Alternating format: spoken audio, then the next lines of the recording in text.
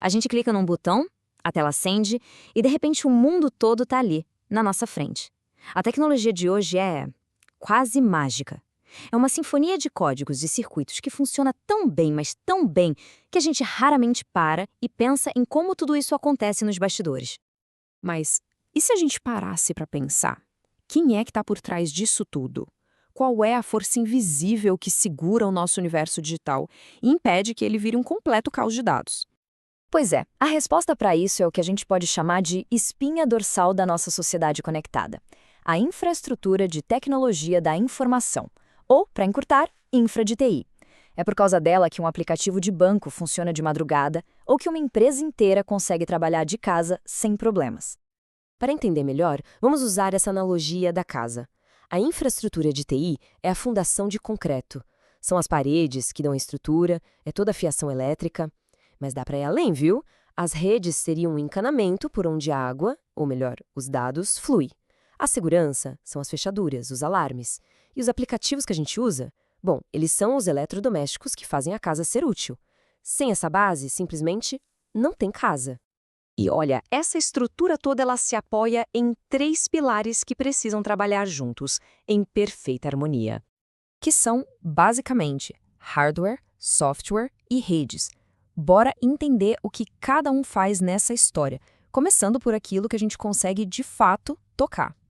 Então, o hardware é a parte física da coisa, sabe? São os computadores, os servidores gigantescos nos data centers, os smartphones, os cabos, os roteadores. É a matéria-prima, são os tijolos e as vigas do nosso mundo digital. Aí vem o software, que é a camada lógica. Se o hardware é o corpo, o software é tipo o cérebro que comanda tudo. A gente está falando dos sistemas operacionais, tipo o Windows ou Android, e de todos os aplicativos que usamos, desde o e-mail até os bancos de dados mais complexos. É a inteligência que dá vida para a máquina. E para fechar esse trio, a gente tem as redes, a camada que conecta tudo. Elas funcionam como sistema circulatório, permitindo que os dados fluam para todo lado. Conexões Wi-Fi, fibra ótica, o acesso à internet. É isso que faz um servidor lá do outro lado do mundo mandar informações para o nosso celular em questão de segundos. E o jeito de montar essa infraestrutura mudou. E mudou muito. Antigamente, uma empresa tinha que comprar, instalar e cuidar dos seus próprios servidores. Um investimento gigantesco. Hoje, a computação em nuvem virou o jogo. Em vez de comprar, as empresas alugam poder de processamento pela internet, pagando só pelo que usam. É uma mudança de mentalidade total. Ok, tudo isso é muito poderoso, muito complexo. Mas tem um porém. Essa fundação toda tem uma fragilidade. Ela não é uma fortaleza impenetrável. Existem predadores digitais, ameaças escondidas no código só esperando uma brecha. Vamos falar um pouco sobre ataques como phishing e DDoS. E o ponto crucial é este aqui. A questão não é se vai acontecer um ataque, mas sim quando. Essa fundação está sob pressão o tempo todo. Uma das táticas mais conhecidas que todo mundo já ouviu falar é o phishing. E funciona exatamente como uma pescaria, não é à toa o nome. O criminoso joga uma isca, um e-mail que parece ser do banco, uma promoção boa demais para ser verdade, e fica esperando alguém morder, entregar senhas ou dados do cartão. É um golpe que explora a nossa confiança. Outro ataque que pode ser devastador é o DDoS, ou negação de serviço. A analogia da loja lotada é perfeita. Os invasores usam vários computadores para gerar um tráfego falso, mas tão grande que o servidor do alvo não aguenta e simplesmente cai. O serviço fica indisponível para os clientes de verdade. O objetivo ali é só paralisar a operação. E olha, o cardápio de ameaças não para por aí não.